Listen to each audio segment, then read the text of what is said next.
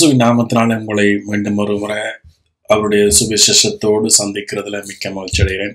இன்றைக்கு இரண்டு வழி மற்றது இரண்டு விதமான ஆசீர்வாதத்தை குறித்து வேதாமத்திலிருந்து உங்களோட நான் பேச வாஞ்சிக்கிறேன். சுவிசேஷம் ரட்சிப்பினுடைய தேவ பலன், விசுவாசத்தினால் உண்டாகும் தேவநீதி, விசுவாசத்துக்கென்று அது சுவிசேஷத்தினால் வெளிப்படுத்தப்படுகிறது. ஆமேன். ஸோ அதனால சுவிசேஷத்தை கேட்கிற நீங்க பாக்கியவான், சுவிசேஷத்தை பிரசங்கிக்கிற நீங்க பாக்கியவான். ஸோ பைபிள்ல நம்ம ரெண்டு வழி, அது ஒன்று துன்மார்க்கமான வழி, அடுத்தது விசுவாசத்தினால வருகிற நீதியின் வழி. ஸோ இந்த ரெண்டு வழிகளையும் குறித்து பேசப்படுது. அதே நேரத்தில் ரெண்டு விதமான ஆசீர்வாதம், துன்மார்க்கருக்கு கிடைக்கிற ஆசீர்வாதம் வேற, மற்றது விசுவாசத்தினால வருகிற ஆசீர்வாதம் வேற. ஆமேன். ஸோ இது ரெண்டையும் குறித்து நான் பேசுகிறதா இருந்தால் உங்களுக்கு பழைய உடன்படிக்கையில மிகவும் யதார்த்தமாக நடந்த சம்பவங்களையும் குறித்து இன்றைக்கு நீங்க அதுல இருந்து நீங்க எடுக்க வேண்டிய காரியங்கள் எடுத்து நீங்க விசுவாசிக்கிற பொழுது உங்களோட வாழ்க்கையில நீங்க அனுபவிப்பீங்க கிறிஸ்துவினால வந்த ஆசீர்வாதங்களை. ஆமே. ஸோ அவருடைய கிருபையினால, அவருடைய கிருபையை முன்னிட்டு நான் ஜெபிக்கிறேன். இதை கேட்கிற நீங்க உங்களோட கண்கள் இன்னுமாக திறக்கப்படட்டும், பிரகாசமா இருக்கட்டும். ஆமேன். பிரகாசமுள்ள மனக்கங்களை அவர் உங்களுக்கு தர வேணுமாக நான் ஜெபிக்கிறேன். அது மட்டுமல்ல, இனி வரப்போற காலங்கள்ல இயேசு கிறிஸ்துவினால நீங்க அவருடைய முதற் பலனான ஆசீர்வாதத்தை பெற்ற நீங்க அவருடைய அபிஷேகத்தை பெற்றிருக்கிறீங்க. அந்த அபிஷேகம் சகல சத்தியங்களுக்குள்ளே உங்களை போதிக்கும், வழிநடத்தும். அந்த அபிஷேகத்தை நாங்க பெற்றிருக்கிறோம், அதனால பேசுகிறோம். நீங்களும் அந்த பெற்றுக்கொண்ட அபிஷேகத்துல நீங்க விருத்தி அடையணும், அவருடைய வார்த்தைகளை பெற்றுக்கொள்ளணும், தரிசனங்களை பெற்றுக்கொள்ளணும். ஆமேன். இயேசுவின் மூலமா நான் ஜெபிக்கிறேன் ஜீவன் நல்ல பிதாவே. ஆமேன். ஸோ ரெண்டு வழிகளை நாம பார்க்கிற பொழுது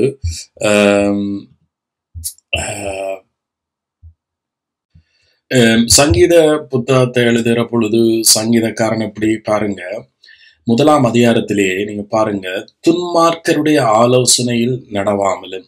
ஸோ துன்மார்க்கர் என்று சொல்கிற பொழுது நீங்க நினைக்கணும், துன்மார்க்கர் என்று சொன்னா பைபிள்ல எவர்களை குறிக்கப்படுது, அதாவது விசுவாசத்தினால உண்டாகும் நீதி.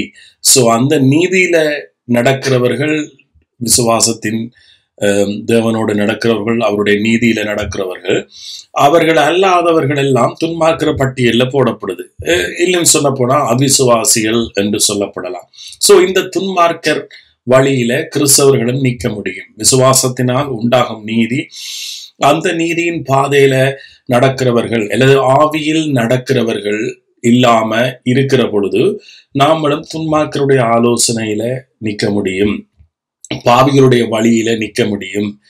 சோ ஆனா இவர் சொல்லுகிறார் இங்க, சங்கீதக்காரர், துன்மார்க்கருடைய ஆலோசனையில் நடவாமலும் பாவிகளுடைய வழியில் நில்லாமலும், பரியாசக்காரர் உட்காரும் இடத்தில் உட்காராமலும், கர்த்தருடைய வேதத்தில் இரவும் பகலும் அவருடைய வேதத்தில் தியானமாய் இருக்கிற மனுஷன் பாக்கியவான்.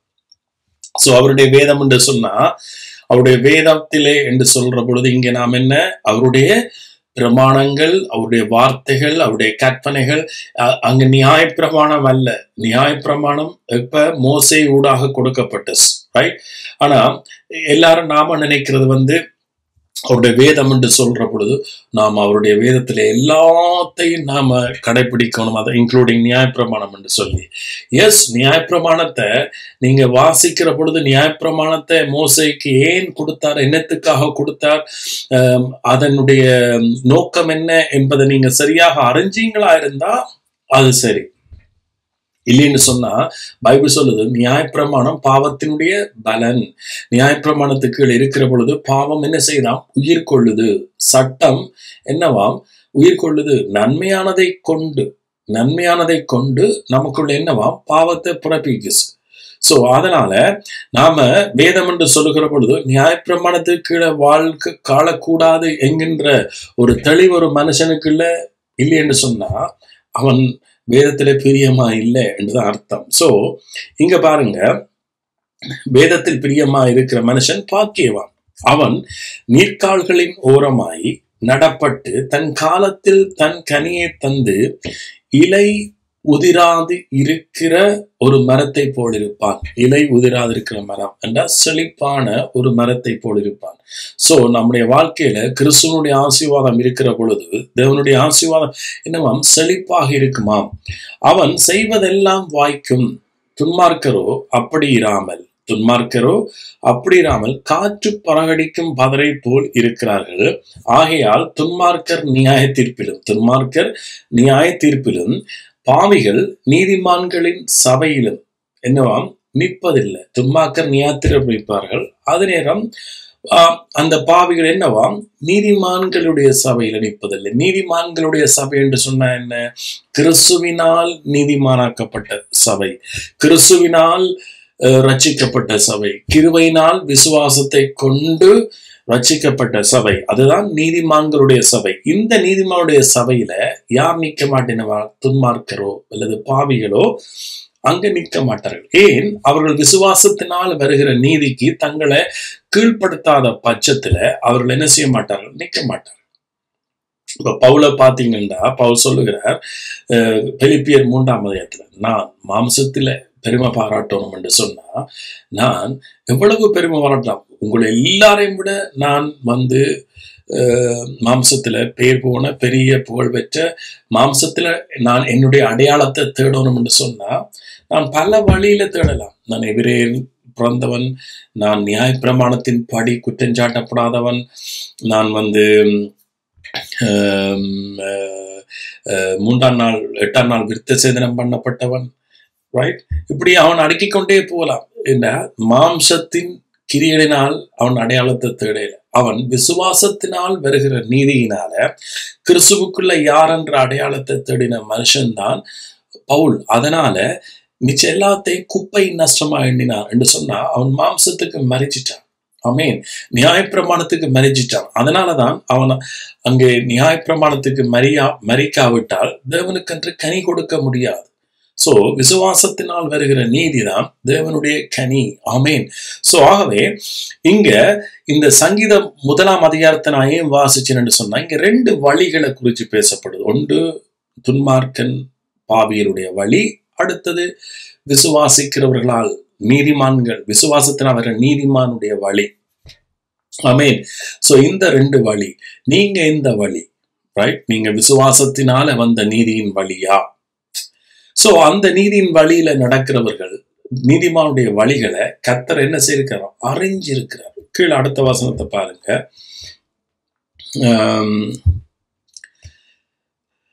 சோ 6வது வசனம், கர்த்தர் நீதிமான்களின் வழியை அறிந்திருக்கிறார். சோ விசுவாசத்தினால நீதிமானாக்கப்பட்டவனுடைய வழியை, அந்த குடும்பத்தை, அந்த நபரை கர்த்தர் என்ன செய்ய அறிஞ்சிருக்கிறார்.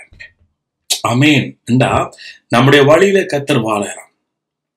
அது என்ன வழியா இருக்கலாம்? சோ விசுவாசத்தினால நீதிமான் இந்த வழியில கர்த்தர் இருக்கு. பாருங்க, ஆபிரகாம் விசுவாசத்தினால நீதிமானாக்கப்பட்டான். சோ அவன் ஒரு இடத்துக்கு, எகிப்துக்கு போயிருக்க ஒரு வழியால போறான் பாருங்க. சோ அந்த வழி அது சரியான வழி இல்லை என்று சொன்னாலும் அந்த வழியில போயிருக்க அவன் என்ன, அரசனுக்கு பயந்து தன்னுடைய மனைவியை கொடுத்தி சகோதரி என்று சொல்ற அளவுக்கு ஒரு வழிகூடாக போறான். சோ அங்க அவன் ஒரு பொய்ய சொல்றான். என்ன சொல்றான்? இது என்னுடைய சகோதரி என்று சொல்லு, காரணம் அவள் நிமித்தம், அவள் அழகானவள், ரைட்? அவள் நிமித்தம் தன்னை கொன்று விடுவாங்க என்று சொல்லி அந்த வழியில கர்த்தர் இருக்கார் பாருங்க. காரணம் என்ன? நீதிமான், ரைட்? என்னத்தினால வந்த நீதி? விசுவாசத்தினால வந்த நீதி. சோ நம்மட வழியில யார் இருக்குது? கர்த்தர். கர்த்தர் நீதிமான்களின் வழியை அறிகிறார். சோ இந்த நீதிமானுக்கு கிடைக்கப்படுகிற ஆசீர்வாதம், இது தேவனால் வருகிற ஆசீர்வாதம். இந்த ஆசீர்வாதத்துக்கும் துன்மார்க்கருடைய ஆசீர்வாதத்துக்கும் அல்லது மாம்சத்தினால் பிறக்கிற ஆசீர்வாதத்துக்கும் என்னவாம்? வித்தியாசம் இருக்கின்றது. அதை குறிச்சுதான் நாம பார்க்க போறோம். ஆமேன். சோ 2 வழி இருக்கு பைபிள்ல. ஒன்று, உலகத்திலேயே 2 வழிதான் இருக்கு. ஒன்று துன்மார்க்கமான வழி, அது தங்களுடைய மாம்சத்தின் கிரியைகளினால தேவனிடத்தில் இந்த ஆசீர்வாதத்தை பெறுகிற வழி. தாங்கள் பாவிகளாகவே இருந்து கொண்டு தங்களுடைய பரிசுத்தத்தினால தேவனை அடைகிற அல்லது ஆசீர்வாதங்களை பெறக்கூடிய ஒரு வழி. இது மாம்சத்தின் வழி என்று சொல்லப்படுது பைபிள். இன்னொரு வடிவத்துல துன்மார்க்கமான வழி அல்லது பாவிகளுடைய வழி. சோ பைபிள் சொல்லுது, இந்த வழியில நிக்காமலும் இவர்களுடைய ஆலோசனைகளை கேட்காமலும் அல்லது பரியாசக்காரர், பைபிள்ல பரியாசக்காரர் இதை சொல்லுது பாருங்க. ஈசாக்கு பிறந்த உடனே, ஆபிரகாமுக்கு ஈசாக்கு பிறந்த உடனே என்ன நடந்தது? பரியாசம் பண்ணினார். யார் பரியாசம் பண்ணினது? அங்க இஸ்மவேல் ஆகார். என்ன நடந்தது கடைசியா? அங்க ஆகாரும் இஸ்மவேலும் என்ன செய்யப்பட்டார்கள்? துரத்தப்பட்டார்கள். ஏனென்றா அங்க நீதிமானுக்கும் விசுவாசத்தினால வந்த வாக்குத்தத்தத்தினால பிறந்த பிள்ளைக்கும் கிரியையினால பிறந்த பிள்ளைக்கும் இடையில என்ன இல்லை? ஒற்றுமை இல்லை. ரெண்டுக்கும் என்ன வேற்றுமை இருக்குது. அதனால இன்றைக்கு ரெண்டு கிறிஸ்தவர்களுக்கு ஒற்றுமை இல்லைன்னு சொன்னா காரணம் என்னன்னு சொன்னா, ஒருவன் விசுவாசம் கிருபைக்குள்ள போறான், ஒருவன் நியாயப்பிரமாணத்துக்கு போறான். சோ அங்க ரெண்டுக்கும் இடையில என்னவாகுது? முரண்பாடு உண்டாஸ். சோ இதைத்தான் இங்க சொல்லப்படுறார். பாவிகள் நீதிமான்களின் சபையில் நிற்பதில்லை. சிலவேளை இன்றைக்கு மாறி விளங்கிக் கொள்வார்கள் சிலர். இப்ப இன்றைக்கு சில நியாயப்பிரமாண சபைகளை விட்டு சிலர் போகிற பொழுது அங்கே இருக்கிறவர்கள் இவர்களை சொல்லுவார்கள், வெளியில போனவர்களை, அவர்கள் பாவி, அதனாலதான் இங்க நிலநிக்கையில போறாங்க. நோ, விசுவாசத்தினால நீதிமான் ஆக்கப்பட்டவன் சில வேளை நியாயப்பிரமாணத்தின் சபைகளுக்கு அவனால நிக்க முடியாது, அல்லது இரண்டையும் கலக்கிற சபைகளுக்குள்ள நிக்க முடியாது. ஆமென். சோ தயவு செய்து புரிஞ்சு கொள்ளுங்க, ரெண்டு வழி இருக்கு. ஒன்று இன்னும் வடிவில சொன்னா ஆதாமேவாள் நன்மை தீமை என்கின்ற விருட்சம் அந்த மரத்தில இருந்து புசித்தார்கள். பைபிள் சொல்றது புசித்தார்கள். இங்க இயேசு சொல்றார், என்னுடைய மாம்சத்தையும் ரத்தத்தையும் புசிக்காதவர்கள் ஜீவன் இல்லை. சோ இங்கேயும் புசிப்பு, ரைட்? சோ அதுதான் ஜீவ விருட்சம், ரைட்? இயேசு கிறிஸ்துவிடத்தில் இருந்து நாம் என்ன செய்யறோம்? புசிக்கிறோம். ஆமென். அவருடைய கிருபையை புசிக்கிறோம், அவருடைய ஆசீர்வாதங்களை புசிக்கிறோம். இது இயேசு கிறிஸ்துவால கொண்டு வரப்பட்டது, கிருபையினால விசுவாசத்தை கொண்டு. ஆமென். சோ இங்க விசுவாசத்தினால வந்த வழிய, இந்த விசுவாசத்தினால நீதிமானாக்கப்பட்ட ஸ்டோரியை குறித்து நான் கொஞ்சம் உங்களுக்கு காண்பிக்க விரும்புகிறேன். ஏற்கனவே நான் ஆபிரகாமை குறித்து அநேகமாக நான் பிரசங்கிக்கிறது, இவன் என்னுடைய ஜூம் மீட்டிங்ல கொடுத்து ஆபிரகாம், இந்த ஆபிரகாமுக்கு ஈசாக்கு பிறந்த அந்த பிள்ளையோட இந்த ஈசாக்கு இஸ்மவேலுக்கு இடையில இருக்கிற வித்தியாசங்களை, நியாயப்பிரமாணத்தின் கிருபைக்கும் உள்ள வித்தியாசங்களை நான் காண்பிச்சிருக்கிறேன், ரைட்? ஆனா இன்றைக்கு அடுத்த ஸ்டெப்புக்கு போய் ஈசாக்கினுடைய பிள்ளைகளை குறித்து நான் பேச போறேன். அங்க ஏசாவையும் யாக்கோபையும் குறித்து பயங்கரமான இன்ட்ரெஸ்டிங்கான ஸ்டோரி இது. நாங்க முந்தி அடிக்கடி சபைகள்ல இருக்கிற பொழுது கேள்விப்படுவோம். ஆனா அதுக்குள்ள இருக்கிற சில உள்ளந்திரைகள், இந்த ரெண்டுக்கும் இடையில இந்த ரெண்டு வழி அல்லது ரெண்டு ஆசீர்வாதங்கள் விதமான இடையில வித்தியாசத்தை நான் உங்களுக்கு காண்பிக்க போறேன். ஆமென்.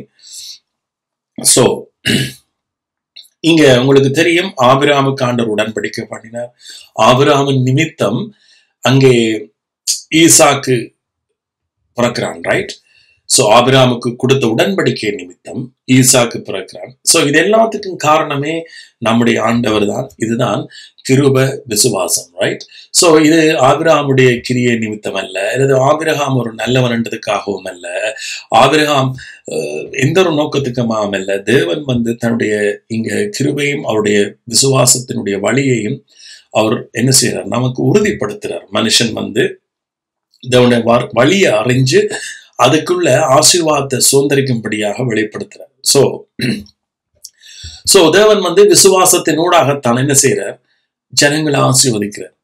சோ நீங்க நினைக்கிறது போல ஆண்டவர் ஜனங்களுடைய கஷ்டத்தை பார்த்து, அவர்களுடைய பாடுகளை பார்த்து அவர் என்ன செய்யறதில்ல? ஆசீர்வதிக்கல. அவருடைய கஷ்டத்தை, அவருடைய பாடுகளை பார்த்தார்.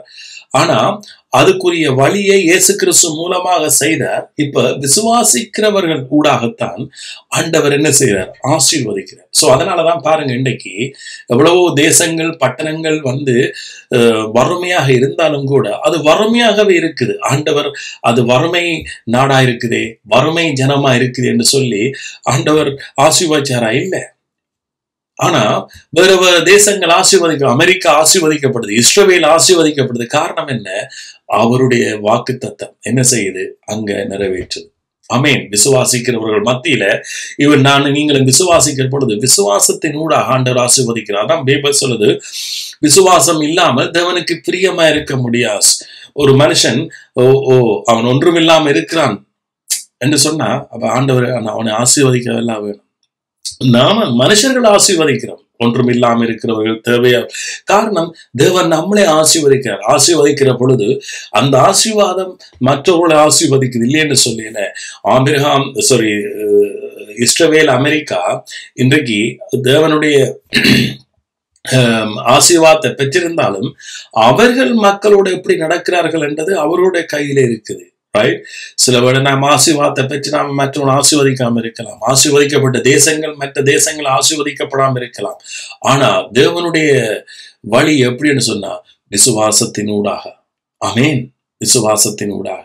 சோ இந்த வழியில வருகிற பொழுது அவர்கள் ஆசீர்வதிக்கப்படுறார்கள். ஆபிரகாம் அந்த வழியில வந்தான். தேவன் ஆபிரகாமை அழைச்சு சொன்னான், நான் உன்னை ஆசீர்வதிப்பேன், உன் பேரை பெருமைப்படுத்துவேன், நீ சகல ஜாதிகளுக்குள்ளும் ஆசீர்வதிக்கப்படுவாய், உனக்குள் சகல ஜாதிகளும் ஆசீர்வதிக்கப்படும் என்று சொன்ன அந்த உடன்படிக்கை ஆபிரகாம் மரிச்ச உடனே ஈசா கிட்ட ஆண்டவர் வாரார். ஆமென். சோ இந்த வசனத்தை பாருங்க. சோ ஆபிரகாம் தேவனத்துல வர்றதுக்கு முதல் ஆபிரகாம் ஈசாக்கை ஆசீர்வதிக்கிறான். பாருங்க, ஆபிரகாம் தனக்கு உண்டான யாவையும் ஈசா கொடுத்தான். ஆபிரகாமுக்கு இருந்த 25:5 வசனம் வாசிக்கும். ஆதியாகமம் 25:5. ஆபிரகாம் தனக்கு உண்டான யாவையும் ஈசா கொடுத்தான். ஆபிரகாமுக்கு இருந்த மறுமனையாட்டிகள் பிள்ளைகளுக்கோ ஆபிரகாம் நன்கொடைகளை கொடுத்து, ஆபிரகாமுடைய மறுமனையாட்டியின் பிள்ளைகளுக்கு நன்கொடையாக கொடுக்கிறார். ஆசீர்வதிக்கப்பட்டவர்கள் எப்பவும் என்னவா கொடுப்பார்கள்? நன்கொடையாக. ஆமென். ரைட். சோ இப்ப நீங்க இதுல இருந்து கணக்கு காரியங்களை நீங்க எடுத்துக்கொள்ளலாம். கிருபையால ஒரு மனுஷன் ஆசீர்வதிக்கப்பட்டா அவன் என்னத்தை செய்தாலும் என்ன செய்ய? நன்கொடையாக கொடுக்கிறான். இன்னைக்கு நாம ஒரு ஒரு ஒரு காரியத்தை கடவுளுக்கு கொடுத்தாலும் சரி, அல்லது மற்ற கிறிஸ்தவனுக்கு கொடுத்தாலும் சரி, நாம் என்ன செய்யறோம்? அது நாம நன்கொடையாத்தான் கொடுக்கிறோம். ஏன் கொடுக்கிறோம்? ரைட். இப்ப அதுக்காக நாம எல்லாருக்கும் ஃப்ரீயா கொடுக்கறதில்ல. யாராவது உங்கள்கிட்ட மாற்றாக வாங்குற பொழுது அவர்கள் உங்களிடத்தில் அதை என்ன செய்யணும்? திரும்பி தரணும். ரைட். ஆனா இப்ப நீங்க ஒரு சர்ச்சுக்கு காணிக்கையோ அல்லது ஒரு ஒரு ஒரு காரியத்தை கொடுக்க நாம என்ன செய்யறோம்? நன்கொடையா கொடுக்கிறோம். சோ காரணம் என்ன? நம்மிடத்துல கிறிஸ்து சகல ஆசீர்வாதங்களோடையும் இருக்கிறார். ரைட். சோ நாம ஒன்றை கொடுத்து பெற வேண்டிய அவசியம் இல்லை. இன்றைக்கு பாருங்க, உலகத்துல தசமாகம் எப்படி போகுது? தசமாகத்தை கொடுத்தா கர்த்தர் உங்களை ஆசீர்வதிப்பாருன்னு தானே போகுது. ரைட். இது நன்கொடை அல்ல. சோ அப்ப என் ஆபிரகாம் வாக்குத்தத்தத்தை பெற்றவன். ஆபிரகாம் கிறிஸ்துவனுடைய வழியில இருக்கிறான். சோ அதனால ஆபிரகாம் சகல காரியத்திலும் ஆசீர்வதிக்கப்பட்டவன். ரைட். சோ அதனால ஆபிரகாம் என்ன செய்யறான்? ஆபிரகாம் இடத்துல இருக்குது, தாராளமா இருக்குது. அதனால அவன் என்ன செய்யறான்? தன் மகனுக்கும் கொடுக்கையில மறுமனையாட்டிகளின் பிள்ளைகளுக்கு ஆபிரகாம் நன்கொடைகளை கொடுத்து தான் உயிரோடு இருக்கும் போதே அவர்களை தன் குமாரனாகிய ஈசாக்கை விட்டு கிழக்கே போக கீழ் தேசத்துக்கு அனுப்பிவிட்டார். ஏன்னா அது வேற, அது ஆண்டவற்ற இந்த வாக்குத்தத்த வழியில இல்லை. அந்த சந்ததி அது வேற சந்ததி. ஏன்னா அவர்கள் மறுமனையாட்டிக்கு பிறந்த ஈசாக்கு தான் சாராளுக்கு பிறந்த அவர் கொடுத்த வாக்குத்தத்தத்தின் பண்ணபடி தேவனுடைய கிறிஸ்துவனுடைய வழியில செல்ல வேண்டியவர்கள். கிறிஸ்துவுக்குடைய இவருடைய வழியில தான் கிறிஸ்து வந்தவர். சோ ஆகவே பிற்பாடு ஆபிரகாம் நல்ல நரவயதிலும் முதிர்ந்த பூர்ண ஆயுசிலும் பிராணன் போய் மரித்து தன் ஜனத்தாருடைய சேர்க்கப்பட்டான். இப்ப இங்க ஈசாக்கு ஆபிரகாம் என்ன செய்யறான்? மரிச்சிட்டான். ரைட். இது ஈசாக்கு இதை பெறுறாங்க. நான் இப்ப ஈசாக்குல இருந்துதான் உங்களுக்கு ஸ்டோரியை சொல்ல போறேன். ஆனாலும் இந்த வசனங்கள் மிக முக்கியமானது.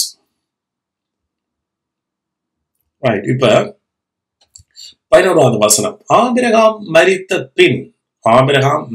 பின் தேவன் அவன் குமாரனாகிய ஈசாக்கை ஆசீர்வதித்தார். பாருங்க, ஆபிரகாம் தேவனை விசுவாசிச்சான், அந்த நீதியா எண்ணப்பட்டது.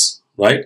விசுவாசத்தினால் வர்ற நீதிக்கு ஆபிரகாம் உட்படுத்தின உடனே ஓட்டம் இயற்கையாகவே யதார்த்தமாகவே ஆபிரகாம் மரிச்ச உடனே ஆண்டவர் எங்க வாரார்? அவனுடைய பிள்ளைட்ட வாரார், ஈசாக்கிட்ட. ஈசாக்க வந்து ஆசீர்வதிக்கிற. பாருங்க, இங்கேயும் கிருபையினால அங்க விசுவாசத்தை கொண்டு ஆசீர்வதிக்கிறார். ரைட்? கிருபையினால ஆசீர்வதிக்கிறார். யார? ஈசாக்கு கேட்கல. ஆனா ஆபிரகாமுடைய ஆசீர்வாதம் ஈசாக்கிட்ட வருது. ஆபிரகாம் ஆசீர்வதிக்கிற ஒரு மனிதனாக, தேவ மனுஷனாக. ரைட்? தேவ மனுஷன் என்று சொன்னா விசுவாசத்தினால் வருகிற தேவ நீதிக்கு உட்பட்டவர்கள். இப்ப இவன் ஆசீர்வதிக்கிறான். ரைட்? என்ற ஆசீர்வதிப்பதுதான் பிரியம். ரைட்? நம்முடைய வாழ்க்கையில தேவனுடைய ஆசீர்வாதம் இருக்க நாங்க மற்றவர்களை என்ன செய்வோம்? ஆசீர்வதிப்போம். காரணம் என்ன? நாம ஆசீர்வாதத்துக்கு பாத்திரவான்கள். யாருடைய? தேவனுடைய ஆசீர்வாதத்துக்கு. சோ ஆபிரகாம் மரித்தபின் தேவன் அவன் குமாரனாய் ஈசாக்கை ஆசீர்வதித்தார். சோ பாருங்க, சாராளுடைய அடிமை பெண்ணாகிய எகிப்து தேசத்துல ஆகார் ஆபிரகாமுக்கு பெற்ற குமாரனாகிய இஸ்மவேலின் வம்சம் வரலாறு. இங்க பிறகு அடிமை பெண்ணுக்கு பிறந்த இஸ்மவேலை குறித்து இதுல எழுதப்பட்டிருக்கு. ரைட்? ஆனா இஸ்மவேலை ஆசீர்வதிச்சார் என்று எழுதப்படல. சிந்திச்சு பாருங்க. வாக்குத்த விசுவாசத்தினால தேவனுடைய உடன்படிக்கைக்கு வர்ற நீங்க ஆசீர்வதிக்கப்பட்டு கொண்டே இருக்கீங்க. தேவன் வந்து உங்களை ஆசீர்வதிக்க. இந்த ஆசீர்வாதம் ஏற்கனவே அங்கே கொடுக்கப்பட்டாச்சு. ஆண்டவர் நீ அதை வித்ரோ பண்றதில்லை, திரும்ப எடுக்கிறதில்லை. சோ நாங்க அங்க விசுவாசிக்கிற பொழுது நாம் என்ன செய்யறோம்? ஆசீர்வதிக்கப்படுகிறோம். இப்ப கொஞ்சம் தள்ளி 19ஆம் வசனம். ஆபிரகாமின் குமாரனாகிய ஈசாக்குடைய வம்ச வரலாறு. ஆபிரகாம் ஈசாக்கை பெற்றான். ஈசாக்கு ரெபேக்காளை விவாகம் பண்ணுகிற போது 40 வயதா இருந்தான். அவள் பதான் அராம் என்னும் சீரியா தேசத்தானாகிய பெத்துவேலுக்கு குமாரத்தியும் சீரியா தேசத்தானாகிய லாபானுடைய சகோதரி. லாபான் உங்களுக்கு தெரியும், யாக்கோபு ஈசாக்குடைய மகன்.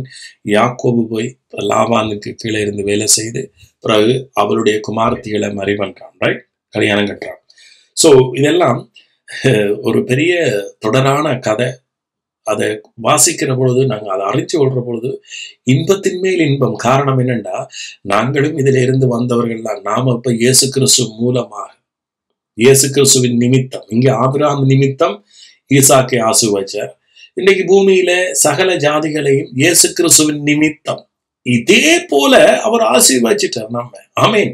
சோ இதெல்லாம் நீங்க கேட்கறதுக்கு கொடுத்து வைக்கணும். சோ மெலடியா இருந்த பாருங்க, ஈசாக்கு ரெபேக்காலை விவாகம் பண்ணிக்க 40 வயது. ரைட்? ரெபேக்கால் இப்ப ஈசாக்கிட்ட வரைக்கும் எப்படி வாரா? மெலடியா இருந்த தன் மனைவிக்காக ஈசாக்கு கர்த்தரை நோக்கி வேண்டுதல் செய்தான். பாருங்க, அந்த காலத்திலே யாரும் ஜெபத்தை குறிச்சு படிப்பிக்கவே இல்லை. இன்றைக்கு ஜெபத்தை குறிச்சு நாங்க எப்படி ஜெபிக்கணும், எப்படி நாங்க கற்றுக் கொடுக்கிறோம். மனுஷன் வந்து இன்றைக்கு அன்னாருடைய ஜெபம் அல்லது அழுது புலம்புற மன்றாடுகிற ஜெபங்கள்லாம் எடுக்கிறார்கள். விசுவாசத்தின் ஜெபம் இல்லை. ஆனா இங்க பாருங்க, தேவனுடைய ஆசீர்வாதம், கர்த்தருடைய ஆசீர்வாதத்துல ஜெபமும் உண்டு. அந்த அந்த ஆசீர்வதிக்கப்பட்டவங்க தான் ஜெபம் என்றா என்னண்டே அவனுக்கு தெரியும். அவனுடைய ஜெபம், நீதிமானுடைய ஜெபம் கேட்கப்படுதான். ரைட்? சோ இவன் எல்லாம் அழுது புலம்பி உபவாசிச்சு ஆண்டவரே நமக்கு புள்ளைய தாருமென்று சொல்லி எல்லாம் கேட்கல. நீதிமான் கர்த்தரை விசுவாசிச்சு, விசுவாசத்தினால வர நீதிமான், அவனுக்கு ஞானம் இருக்கு, தெளிவு இருக்குது, புத்தி இருக்குது, கர்த்தரை குறிச்சு அறிவு இருக்குது. சோ அதனால இவன் அவனுக்கு தெரியும் நம்முடைய தகப்பனுக்கு என்ன வாக்குத்தத்தத்தை கொடுத்தார். ஏண்டா அப்பா இங்க சொன்னாலும் கூட அவங்களுக்கு இல்ல தேவனுடைய ஞானம், தேவனுடைய அறிவு இருக்கிறபடியா, கர்த்தருடைய அறிவு இருக்கிறபடியால இவன் வந்தவள் மெலடிதான். ஆனா இவன் வேண்டுதல் செய்த உடனே, அடுத்த வசனத்தை பாருங்க, அவள் கற்பத்தில் பிள்ளைகள் மலடியா இருந்த தன் மனைவிக்காக ஈசாக்கு கர்த்தருக்கு வேண்டுதல் செய்ய, கர்த்தர் அவன் வேண்டுதலை கேட்டாருங்க. ஆபிரகாமுடைய சந்ததியா இருக்கு, கிறிஸ்து ஊடாக வந்த உங்களுக்கு ஜெபம் அது ஒரு சிம்பிள், அது ஒரு ஒரு எளிமையான ஆனால் வல்லமையுள்ளது. ஏன்? நீதிமான்கள் மேல தன்னுடைய பிள்ளைகளுடைய ஜெபத்துக்கு கர்த்தர் கூர்மையா இருக்கு. சோ அதனால நாம கஷ்டப்பட வேண்டிய அவசியம் இல்லை. ஆனா நமக்கு ஜெபம் எப்படி கற்றுக் கொடுக்கப்பட்டிருக்கு. துன்மார்க்கர் பாவிகள் எங்களுக்கு எப்படி ஜெபத்தை கற்று தந்திருக்கிறார்கள் தெரியுமா? ஒரு பெரிய விஷயமாக பைபிள் சொல்லுது, துன்மார்க்கர் நீண்ட நேரம் ஜெபம் பண்ணுவார், ஆனா பலனும் இருக்காது. ஆனா விசுவாசிகள், தேவனால் ஆசீர்வதிக்கப்பட்டவர்கள், தேவனுடைய பிள்ளைகள், அவர்கள் ஜெபம் நீண்ட நேரமா இருக்காது, ஆனா வருகிற பதில் பெருசா இருக்கு. நீங்க சிம்பிள். ஈசாக், ஆண்டவரே ரெபேக்காள் வந்துட்டா, நீதிமானுடைய வழியை கர்த்தர் அறிஞ்சிருக்காரு. இப்ப ரெபேக்காள் வந்துட்டால், ஆனா இவன் யாரு? ஈசாக்கு யாரு? ஆபிரகாமுடைய மகன். இவர்கள் யாரு? வாக்குத்தத்தம் பெற்ற சந்ததி. சோ அதனால he knows how to pray. He knows. அவனுடைய ஏற்கனவே அவனுக்குள்ள விசுவாசம் இருந்தபடியால, விசுவாசம் தான் நம்முடைய ஜெபம். ஆமென். ஜெபம் விசுவாசமா மாறக்கூடாது. இன்னைக்கு அநேகருடைய ஜெபம் தான் பிறகு விசுவாசிக்குது. நான் 2 மணி நேரமா ஜெபிச்சிட்டேன், அதனால கர்த்தர் கேட்பேன். நான் சாப்பிடாம ஜெபிச்சிட்டேன், அதனால கேட்பேன். இந்த பாசர் எனக்கா ஜெபிச்சிட்டார், அதனால கேட்பேன். நோ, அது விசுவாசம் இல்லாத ஜெபம். விசுவாசம் உள்ள ஜெபம் பிணியாளி இறைச்சிக்கும். ஆமென். விசுவாசம் எங்க வருது? தேவனுடைய வார்த்தையில இருந்து. கேட்கறதுனாலதான் விசுவாசம் வருது. என்னத்தை? தேவனுடைய வார்த்தையை. விசுவாசம் வர்ற பொழுது நாம் என்ன செய்கிறோம்? சிம்பிள், ஸ்வீட்டான, பவர்ஃபுல்லான வேண்டுதல். ஆமென். தேவனுடைய வாக்கு தத்துவத்தில், ஆசீர்வாதத்துல இது மிக பிரதானமானது. சந்ததி பெறுகிறது. ஆமென். இவள் வந்தது மெலடி. ஆமென். ஆண்டவர் கொடுத்த வாக்கு தத்துவம் என்ன? உன் சந்ததி பெருகும். ஆமென். வானத்து நட்சத்திரங்களை என்ன கூடுமானா எண்ணு, மணலை என்ன கூடுமானா எண்ணு. அதை விட அதிகமாக உன் சந்ததி இருக்கும் என்று சொன்ன ஈசா கிட்ட போய் பிசாசு விளையாட முடியுமா? பிசாசு விளையாட முடியுமா? இப்ப வாக்கு தத்தத்தை பெற்ற என்னிடத்துல பிசாசு விளையாட முடியுமா? தரித்திரம் விளையாட முடியுமா? பிள்ளை இல்லாத மலட்டுத்தன்மை விளையாட முடியுமா? வியாதி அழுக செய்யுமா? ஆண்டவர் சொன்னார், வியாதியை உங்களில் இருந்து விலக்குவேன். யாருட்ட? விசுவாச சந்ததிட்ட. ஆமென். இன்னைக்கு இது தெரிஞ்ச விசுவாசி ஒரு வியாதி வந்தோன்ன பதறி அவரிடத்துல போய், இவரிடத்துல போய், இன்னிடத்துல போய், ஜெபமளிக்கும் கூட்டங்கள்ல போய் நிப்பானா? கேட்கிறேன், நிப்பானா?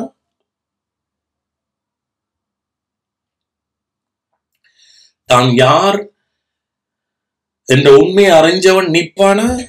அறியாதவன் நிப்பான். அவர்களை வச்சுத்தான் இன்றைக்கு கிறிஸ்தவன் நடக்குதே ஒழிய விசுவாசிகளை வச்சல்ல. இந்த ஈசாக்குக்கு சர்ச் இருந்ததா? ஒரு கூட்டம் இருந்ததா? ஐயோ, எனக்கு வந்த மனைவிக்கு பிள்ளை இல்லை, அவருடைய கற்பம் அடைக்கப்பட்டிருக்கு, விசுவாசிகளே கூடி ஜெபம் பண்ணுங்க. எல்லாம் சர்ச்சிலையும் அறிவித்தல் கொடுத்து பேர் பட்டியல் போட்டு விழுந்து விழுந்து ஜெபிச்சோம். இன்னைக்கு எத்தனையோ ஜெபங்கள் கேட்கப்பட. காரணம் என்ன? அவிசுவாச ஜெபம். ஆனா இங்க ஈசாக்குக்கும் யாருக்கும் இடையில இந்த உறவு? தேவனுக்கும். யார்?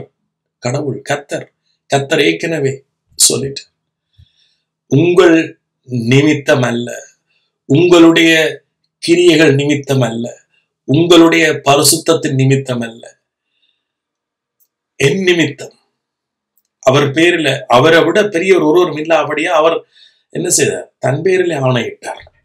சோ அதுதான் விசுவாசம். விசுவாசம் தேவனிடத்துல இருந்து வருகிறது. சோ அப்ப ஈசாக்கு இங்க இவளுடைய சிச்சுவேஷனை பார்க்கிற, இவள் எந்த பரம்பரையில இருந்து வந்தாள். சோ நான் வேண்டா சொல்லுவோம், இது இந்த பரம்பரை, அதனால உனக்கு பிள்ளை கிடைக்காது, அல்லது அந்த பரம்பரை இந்த பரம்பரை, நீ அது செய்தா இது செய்தா, இந்த சாவம் அந்த சேவம், நீ இன்றைய அப்பர் என்ன செய்தார், அம்மா என்ன செய்தார், ஒன்றுமே. இந்த ஈசாக்கு அங்க மனைவியோட எந்த ஒரு ஆர்கியூமெண்ட்டும் எந்த ஒரு வாக்குவாதம் படையாது.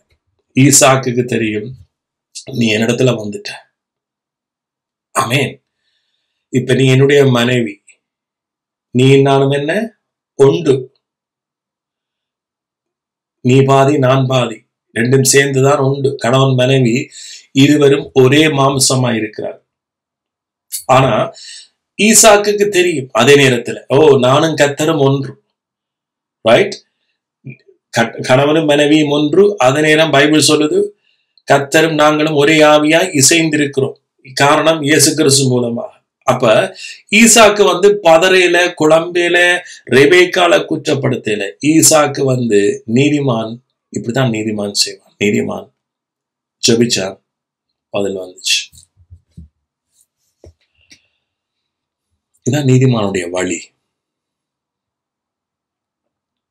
ஆனா அன்றைக்கு பாவிகள் என்ன சொல்வார்கள்?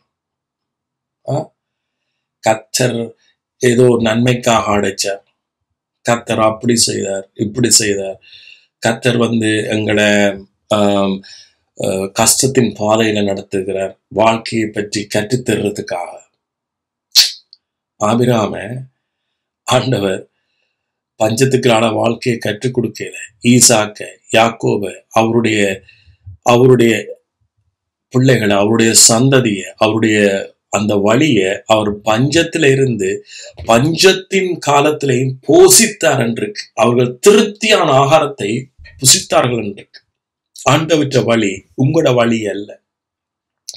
அவருடைய வழிய நீங்க அறிய முடியாது. அவருடைய வழியை நீங்கள் அறியாத பட்சத்துல தான் நீங்க அவரை குறிச்சு தப்பா பிரசங்கிக்கிறீங்களே ஒழிய, தப்பா பேசுறீங்களே ஒழிய, அவரை குறிச்சு தப்பான எண்ணம் வச்சுக்கிறீங்க ஒழிய, சத்தியம் நமக்கு அவரை வெளிப்படுத்துகிற பொழுது நாம அவரை குறிச்சு அறியக்கூடியதா இருக்கு, உண்மையான.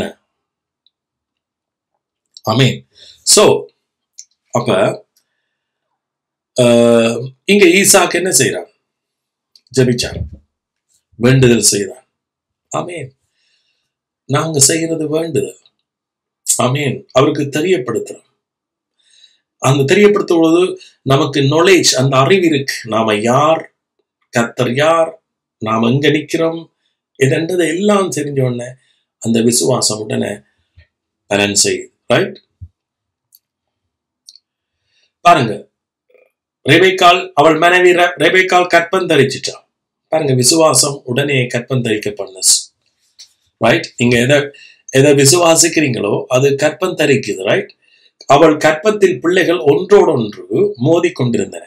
சோ இப்ப இவளுக்கு இப்ப ட்வின்ஸ். ரைட்? இந்த ட்வின்ஸ், இந்த இரட்டை பிள்ளைகளுடைய கதையைத்தான் நான் இப்ப பேச போறேன். யாக்கோபு, ஏசா. ஏசா மூத்தவன், யாக்கோபு இளையவன். இந்த ஸ்டோரி உங்களுக்கு தெரியும், அடிக்கடி கேட்டிருப்பீங்க. ஆனா நான் பிரசங்கிச்சது குறைவு. ஏனென்றால் நான் கூடுதலாக ஆபிரகாம், அங்க ஈசாக்கும் இஸ்மவேல் இருவரும் அங்க கிருபை நியாய பிரமாணத்தின் வித்தியாசத்தோட பேசியிருப்பேன். ஆனா இங்க ஏசா யாக்கோபனுடைய ஸ்டோரியை நான் போருக்கா பேசியிருக்கலாம், ஆனா குறைவு. சோ அப்ப இந்த வயிற்றுல ரெண்டு பிள்ளைகளும் என்னவாம், ஒன்றோடு ஒன்று மோதிக்கொள்ளு.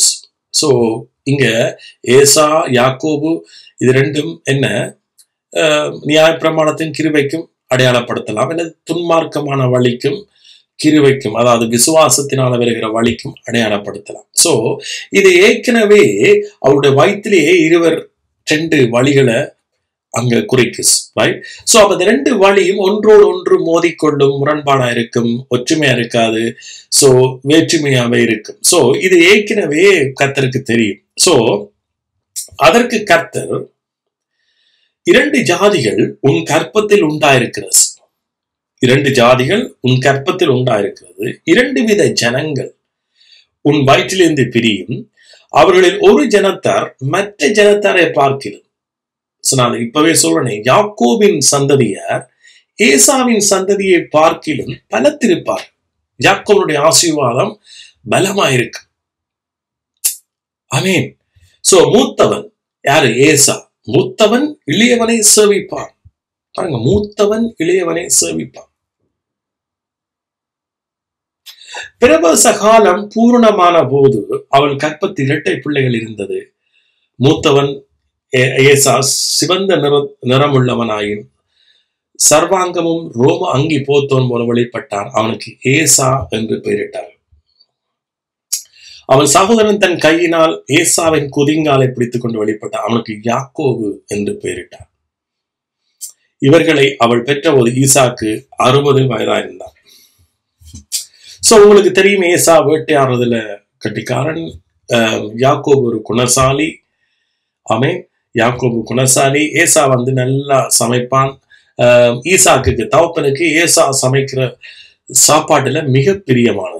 சோ அதனால உங்களுக்கு தெரியும், அடிக்கடி போய் வேட்டையாடி சமைச்சு கொடுப்பான். ரைட். இப்ப ஏசா களைச்சு விழுந்து விரைக்க அங்க யாக்கோபு என்ன செய்யறான்? சிவப்பான கூழினால் சாப்பிட்டு கொஞ்சம் தான் கூழ் சமைக்கிறான். கூழ்ல தனக்கு தர சொல்லி கேட்கிறான். இதெல்லாம் இந்த அதிகாரத்துலதான் இருக்கு, நீங்க படிங்க. ரைட். அவங்க யாக்கோபு இங்க என்ன செய்யறான்னு சொன்னா, யாக்கோபு ஏசாட்ட இருந்து அந்த சிரேஷ்ட பாகத்தை, அதாவது முதற் பிள்ளைக்கு வர வேண்டிய ஆசீர்வாதத்துல யாக்கோபு சரியான கண்ணுமா இருந்து அவன் சொல்றான், நீ என்னிடத்துல இருந்து நீ இந்த கூழ் வேணும் என்று சொன்னா நீ என்ன செய், உன் சேஷ புத்திரத்தை எனக்கு வித்து போடு, நீ அதை எனக்குத்தான். சோ கர்த்தருடைய பிள்ளைகள் விசுவாசத்தினால என்ன செய்யணும்? நீங்க எப்பவும் ஆசீர்வாதத்தை நீங்க சுதந்திரிக்கிறவளா இருக்கணும். ஆமீன். யாக்கோவுக்கு அந்த சேஷ்ட புத்திரத்துல மிக விருப்பம். சோ அதே போல இன்றைக்கு கிறிஸ்துவுக்குள்ள நாங்களும் அவர் மூலமாக பிறந்த எல்லாரும் முதல் பலன் ஆசீர்வாதத்தை நாம பெற்றிருக்கிறோம். நாம மிகுதியா இருந்ததில் ஆசீர்வதிக்கப்பட்டவர்கள முதல் பலன் ஆசீர்வாதம். ஆமீன். சொல்லுங்க, முதல் பலன் ஆசீர்வாதம். அதுதான் இயேசு கிறிஸ்து மூலமாய் இப்ப நமக்கு கிடைக்கப்பட்டிருக்கு. இப்ப யாக்கோபு பாருங்க, இந்த எவ்வளவுதான் யாக்கோபு இரண்டாவதாக பிறந்தாலும், ரைட், இரண்டாவதாக பிறந்தாலும் இந்த ஆண்டவருடைய வழிநடத்தலையும் பாருங்க. இங்க வாக்குத்தத்தத்தின் புள்ளியாகிய இந்த ஆசீர்வாதத்தை விரும்புகிற, ஆசீர்வாதத்தை விரும்புகிற, இந்த சேஷ புத்திரத்தை விரும்புகிற, அல்லது அவருடைய கிருபையில நம்பிக்கை வைக்கிற, அல்லது கிருபையினால் விசுவாசத்தை கொண்டு வாழக்கூடிய ஒரு இடத்துல தான் அது போஸ். ஏசா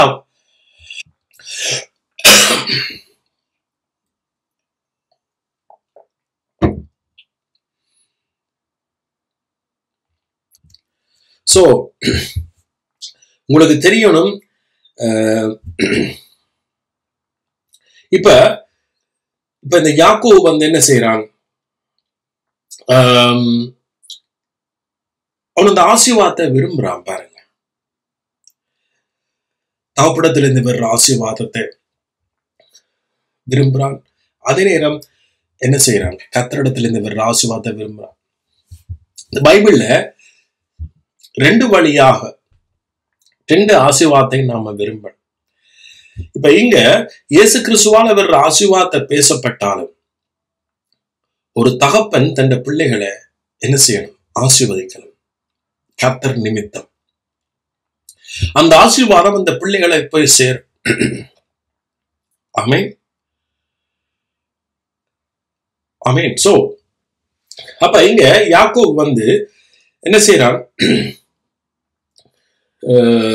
போய் சமைச்சு கொடுத்த உடனே தேவன் உனக்கு வானத்து பனியை, பாருங்க, முதல் ஆசீர்வாதம் போகுது. ஏசாக்கு போக வேண்டியது எங்க போகுது? யாக்கோபுக்கு போகுது. இந்த யாக்கோபுக்கு போறதுக்கு காரணம் பாருங்க. அப்ப தகப்பன் கேட்கிறான், இந்த வசனத்துல பாருங்க,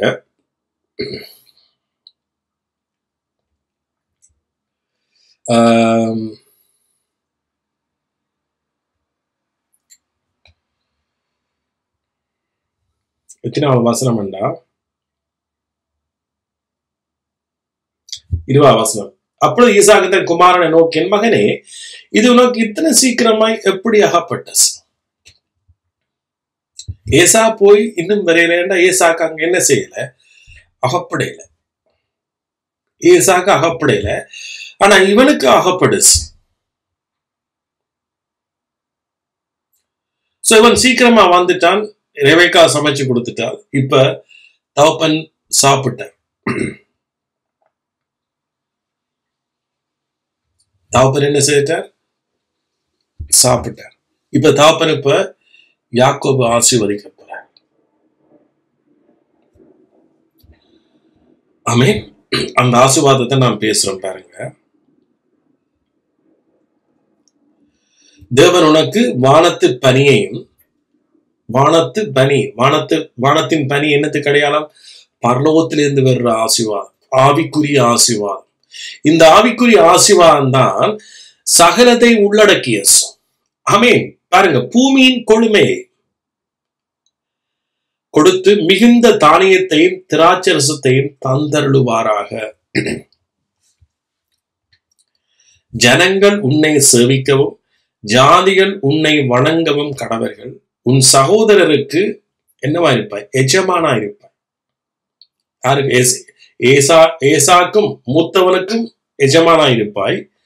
உன் தாயின் பிள்ளைகள் உன்னை வணங்குவார்கள். உன்னை சபிக்கிறவர்கள் சபிக்கப்பட்டவர்களும் உன்னை ஆசீர்வதிக்கிறவர்களும் ஆசீர்வதிக்கப்படாமல் இருப்பார்கள் என்று சொல்லி அவனை ஆசீர்வதிச்சான். இது முதல் பலன் ஆசீர்வாதம். ஆமென். சோ இத கிறிஸ்துவுக்குள்ள விசுவாசத்தினால நீதிமானாக்கப்பட்டவர்கள், சுவிசேஷத்தினால நீதிமானாக்கப்பட்டவர்கள் பெற்றுக்கொண்ட ஆசீர்வாதம். மாற்றமே இல்லை. ஆமென். வானத்து பனி, பூமியின் கொழுமை, ஆமென், தானியம், திராட்சரசம், ஆமென். இதெல்லாம் எங்களோட வாழ்க்கையில பெரிய காரியங்களை வெளிப்படுத்து. ஆமென். இந்த ஆவிக்குரிய ஆசீர்வாதம் நாங்க இதை வச்சு என்ன செய்யலாம்? இன்னைக்கு என்ன நினைக்கிற ஆவிக்குரிய ஆசீர்வாதம் என்றா சர்ச்சுக்கு போறது, வாரதுக்குரியது, ஜபிக்கிறதுக்குரியது, அல்லது உபாசிக்கக்கூடியது, இல்ல ஊழியம் செய்யறது ஆவிக்குரிய ஆசீர்வாதம் இல்லை. ஆமென். ஆவிக்குரிய ஆசீர்வாதம் ஆபிரகாமுக்கு உண்டான ஆசீர்வாதத்தை வாழக்கூடிய ஒரு வாழ்க்கையோட சேர்ந்தது. ஆமென். சோ ஆவிக்குரிய நாம ரட்சிக்கப்பட்டோம், ரட்சிப்பின் நிச்சயத்தை பெற்றோம். இது ஆவிக்குரிய ஆசீர்வாதம். பரிசுத்தத்தை பெற்றோம், நீதியை பெற்றோம், அதனுடைய நிச்சயத்தை பெற்றோம். மன்னிக்கப்பட்டோம், மன்னிப்பினுடைய நிச்சயத்தை பெற்றோம். ஆமென். கிறிஸ்துவ அறிகிற அறிவு, வெளிப்பாடு, இதெல்லாம் அவருடைய அபிஷேகம் நமக்குள்ள நிலைச்சிருக்கு. ஆமென். தானியம் அபிஷேகத்துக்கு அடையாளமா இருக்கிறது. ஆமென். இப்படியாக புதிய உடன்படிக்கைக்கு அடையாளமா இருக்கு. நாங்க இன்றைக்கு புதிய உடன்படிக்கையை பெற்றோம். என்றைக்கும் அழியாத, எங்களை விட்டு எடுபடாத ஆசீர்வாதத்தை பெற்றுக்கொண்டோம். ஆமென். சோ இப்படி கணக்க காரியத்தை சொல்லலாம். ஈசாக்கு யாக்கோபை ஆசீர்வதிச்சு முடிந்த போது, யாக்கோபு தன் தகப்பன் ஈசாக்கின் சமூகத்தை விட்டு புறப்பட்ட உடனே இப்பதான் ஏசா வேட்டையாடி கொண்டு வா. அவனும் ருசியுள்ள பதார்த்தங்களை சமைச்சு தன் தாப்பனண்டை கொண்டு வந்து தாப்பன் நோக்கி, உம்முடைய ஆத்துமா என்னை ஆசீர்வதிக்கும்படி என்று கேட்கிறான். அப்பொழுது அவன் தாப்பனா ஈசாக்கு, நீ யார் என்றான். அதுக்கு அவன், நான் தான் உம்முடைய மூத்த சகோதரன். அப்பொழுது ஈசாக்கு மிகவும் பிரமித்து நடுங்கிறான். தாப்பன் நடுங்கிறான். ஓ, வேட்டையாடி எனக்கு கொண்டு வந்தானே, அவன் யார்? முதல் வேட்டையாடி கொண்டு வந்தது யார்? நீ என்றெல்லாம் நான் நச்சிட்டேன் ஏசா. சோ அவன் எல்லாம் நான் புசித்து அவனை ஆசீர்வதித்தேனே, அவன் ஆசீர்வதிக்கப்பட்டவனா இருப்பான் என்றான். இப்ப உலகத்து தகப்பன்மார் அல்லது உலகத்தில் இருக்கிறவர்கள் நாங்க என்ன நினைப்போம், இவர்கள் வஞ்சிச்சு வந்து வாங்கிட்டான் யாக்கோபு, சோ அதனால ஓகே அந்த ஆசீர்வாதத்தை திரும்ப நிராகரிச்சு வாங்கி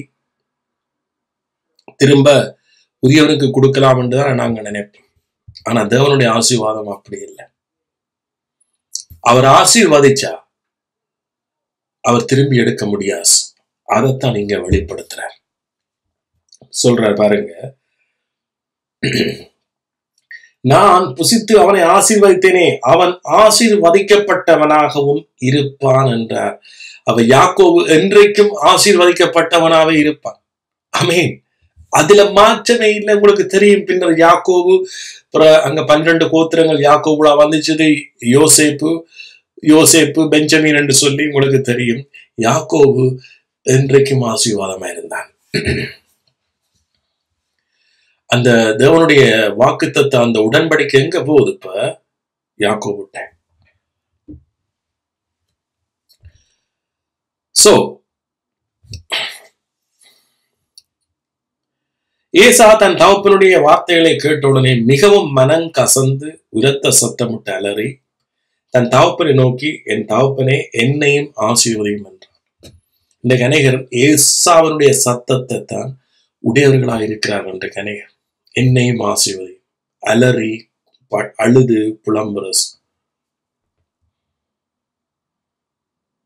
அதற்கு அவன், உன் சகோதரன் தந்திரமாய் வந்து உன்னுடைய ஆசீர்வாதத்தை பெற்றுக் கொண்டான் என்றான். அப்பொழுது அவன் பேர் யாக்கோபு என்னப்படுவது சரியல்லவா? இதோட 2 தரம் என்னை மோசம் போக்கினான், என் சேஷ்ட புத்திரத்தை எடுத்துக்கொண்டான், இதோ இப்பொழுது நான் ஆசீர்வாதத்தை வாங்கி கொண்டான் என்று சொல்லி நீர் எனக்கு ஒரு ஆசீர்வாதத்தை வைக்கவில்லையா? என்னிடத்துல ஒரு ஆசீர்வாதம் இல்லையா என்று, உங்களிடத்துல வேறு ஆசீர்வாதம் இல்லையா என்று கேட்கிறான்.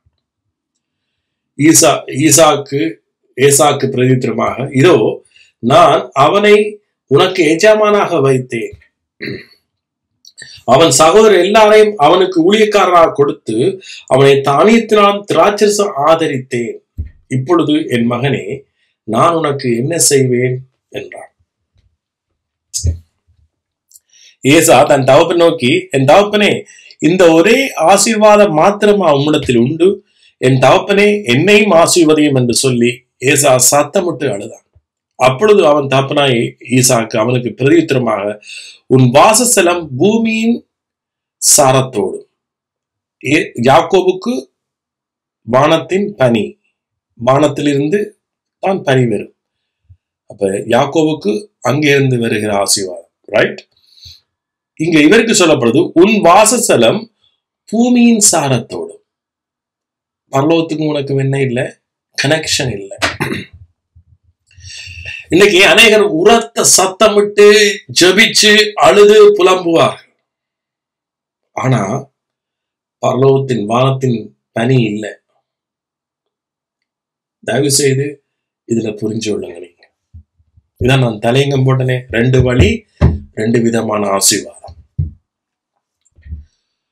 சோ இங்க அப்பொழுது அவன் தாப்பினா ஈசாக் அவனுக்கு பிரதித்திரமா, உன் வாசத்தலம் பூமியின் சாரத்தோடும் உயர வானத்திலிருந்து பனியோடும் இருக்கும். யாக்கோபுக்கு பர்வத்திலிருந்து ஆவிக்குரிய ஆசீர்வாதத்திலிருந்து பூமிக்குரிய ஆசீர்வாதங்களோட சேர்ந்தது. ஆனா இவருக்கு பூமிக்குரிய ஆசீர்வாதங்கள் என்னவாம், அதோ பூமிக்குரிய ஆசீர்வாதத்திலிருந்து தான் ஸ்டார்ட் பண்ணதாம். பாருங்க, உன் பட்டயத்தினாலே நீ பிழைத்து உன் சகோதரனை சேவிப்பாய். என் பட்டயத்தினால எங்களோட கிரியனாலதான் நாங்க பிழைப்போம் என்றார் ஈசாக். ஆமீன். சோ நம்ம, ஆனா யாக்கோபுக்கு விசுவாசத்தினால பிழைப்பு இருக்கு, ஆனா இவருக்கு பட்டயத்தினாலதான் பிழைப்பு. ஆமீன். விசுவாசத்தினால் உண்டாக நீதிதான் தேவனுடைய வழி. சோ யாக்கோபுக்கு போனது அது முதல் பலன். இயேசு கிறிஸ்து மூலமாய் வந்தது முதல் ஆசீர்வாதம். எனக்கும் உங்களுக்கும் தான். இன்னைக்கு சுதந்திரமாய் சந்தோஷமா பெற்று அதுல நிலைச்சிருங்க, அதுல பெறுங்க, அந்த அறிவில பெறுங்க. ஆனா ஏசா, உன் பட்டயத்தினால் நீ பிழைச்சு உன் சகோதரனை சேவிப்பாய், நீ மேற்கொள்ளும் காலம் வரும்போதோ உன் களத்தில் இருக்க அவனுடைய நுகத்திலேயே முறித்து போடுவாய் என்றான். இப்ப ஏற்ற காலத்துல. சோ சில பேர் நீங்க யோசிக்க கூடும், இது என்ன அநியாயம், ஆண்டவர் ஏசாக்கு போக வேண்டிய ஆசீர்வாதம் யாக்கோபு தந்திரமாக இப்படி எல்லாம் சமைச்சு ரெபெக்காவோட ஐடியாவில போய் இதண்டியும் யாக்கோபு ஆசீர்வச்சிருக்காரு.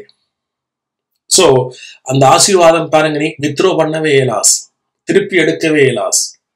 இப்ப யாக்கோப ஆசீர்வச்ச உடனே ஆண்டவர் சொல்லிடனோ, அதை நான் திருப்பி எடுக்க இயலாஸ், அதை எடுத்து நான் உனக்கு தெரியலாஸ்.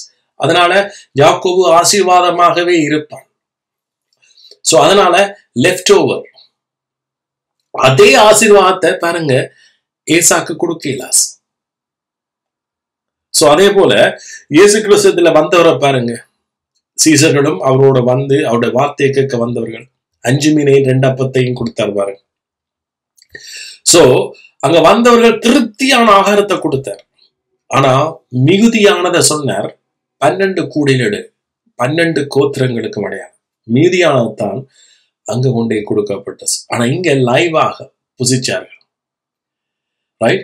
சோ அதே போலதான் இங்க ஏசாக்கு கொடுக்கப்பட்டது லெஃப்ட் ஓவர் ஆசீர்வாதம், மிகுதியா இருந்த ஆசீர்வாதம்.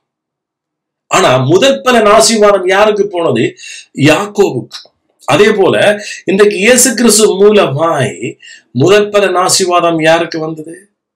நமக்கு. ஆனா இஸ்ரவேலர்கள் இயேசுவை நிராகரித்தார்கள், மேசியாவை. முதல் பலன் ஆசீர்வாதத்தை இன்றைக்கு இஸ்ரவேலர்கள் வாங்கையில கையை தட்டி நாம எவ்வளவு கொண்டாடலாம் தெரியுமா? ஆமேன். கையை தட்டி கொண்டாடலாமே. நாம் புரஜாதி மக்கள், இன்றைக்கு இஸ்ரவேலின் காணியாட்சிக்கு புறம்பா இருந்தவர்கள், தேவனை அறியாதவர்கள், அவருடைய ஆசீர்வாதத்துக்கு பங்காளிகள் இல்லை. ஆனா இன்றைக்கு விசுவாசத்தின் ஊடாக நாம் என்ன செய்யிருக்கிறோம்? இன்றைக்கு பெற்றிருக்கிறோம் முதல் பலனை. வானத்தில் பனி, பூமியின் கொழுமை, அமேன், தானியம், திராட்சரசம், அமேன். இதை விட என்ன வேணும்? உங்களோட வாழ்க்கையில இயேசு கிறிஸ்து மூலமாய் நீங்க எல்லாத்தையும் பெற்றிருக்கிறீங்க. அமேன். இஸ்ரவேலர்கள் அலட்சியப்படுத்திட்டார்கள். இஸ்ரவேலர் ஜூதர்கள் அலட்சியப்படுத்திட்டார்கள். அவருடைய அலட்சியத்தினால் நாம இன்றைக்கு ரட்சிப்பை பெற்றோம். அவருடைய அலட்சியத்தினால் இன்னைக்கு அநேகர் ஏசானுடைய ஸ்டோரி அப்படியே இஸ்ரவேல் அலட்சியப்படுத்துவார்கள். பிரஜாதியாகிய நாங்கள், யாக்கோவுக்கு அடையாளமாகிய நாங்க என்ன செய்வோமா? முதல் பலன் ஆசீர்வாதத்தை பெறுவோம். அது வானத்தின் பனி போல இருக்கு, பூமியின் கொழுமையை போல இருக்கு. ஆமென். இதெல்லாம் அவருடைய கிருபையினால வந்த விசுவாசத்தினால பெற்றுக்கொள்ளுங்க. ஆமென். ஆமென். நீங்க யாருன்றதை புரியுங்க. நன்றி. நீங்க வேண்டுதல் கேட்கப்படும். ஆமென். ஆனா நீங்க பாவிகளுடைய வழி, துன்மார்க்கட வழியில நின்று அவருடைய ஆலோசனையின்படி நீங்க ஒன்றும் செய்யாதீங்க. ஆனா விசுவாசிக்கிறவன், தேவனுடைய உடன்படிக்கைக்கு வந்தவன், புதிய உடன்படிக்கைக்கு வந்தவன், you are totally new. You are new person. You have a new spirit. ஆமென். நீங்க புதிய உடன்படிக்கை, புதிய ஆவியை பெற்ற நீங்க. You have new hope. புதிய புதிய நம்பிக்கை. Do you know who you are in Christ? உங்களுக்கு தெரியுமா நீங்க கிறிஸ்துவுக்குள்ள யாருண்டு? ஆமென்.